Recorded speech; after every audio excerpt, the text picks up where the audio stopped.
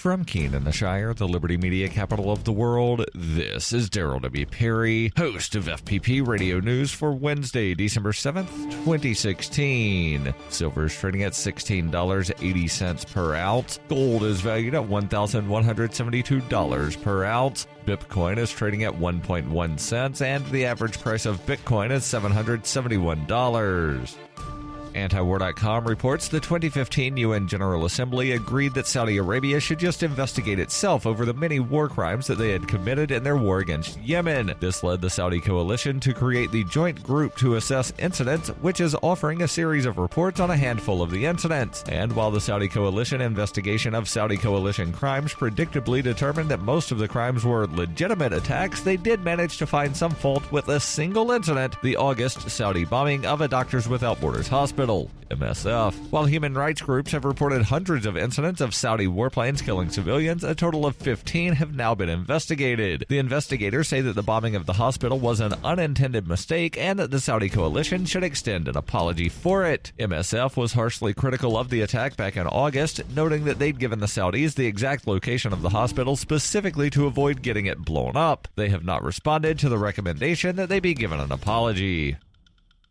For nearly 40 years, Roberts & Roberts Brokerage has been a trusted source for buying and selling precious metals like gold and silver. They also take Bitcoin for precious metal purchases and have permanently removed the minimum purchase amount for all orders paid in the digital currency. Call Roberts & Roberts today for knowledgeable advice on buying and selling precious metals and a forward-thinking approach to new technologies. 800-874-9760 or visit online at rrbi.co.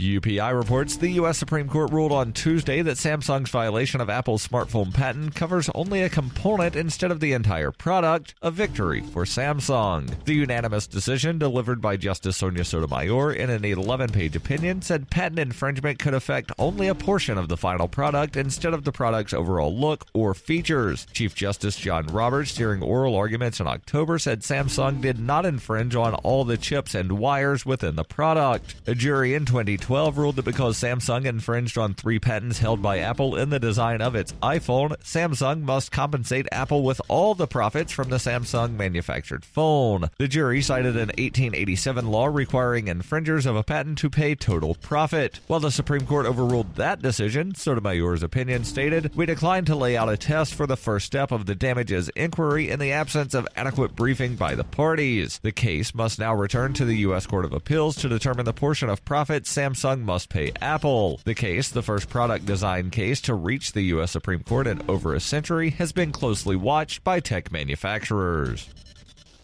Cell 411 is a free app for Android and iOS that replaces government-controlled 911. Cell 411 allows you to preset a group of friends or private organization to show up in an emergency. Cell 411 is a nightmare to the state because it proves their so-called services aren't needed. Cell 411, because your friends won't shoot you when you're in trouble. Without the government, who would build the emergency services? You and Cell 411. Get it today at getcell411.com.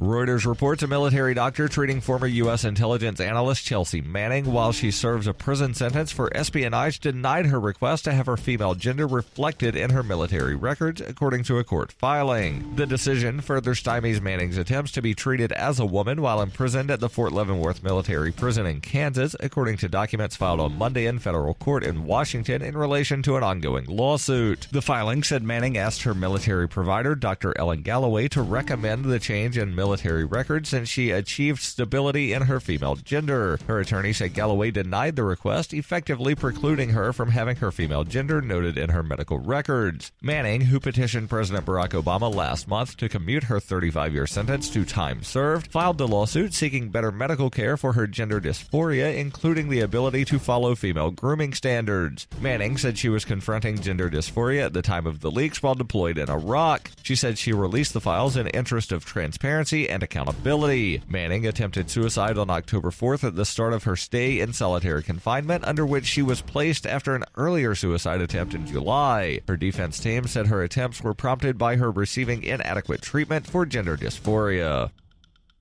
This has been FPP Radio News, online at fppradio.com.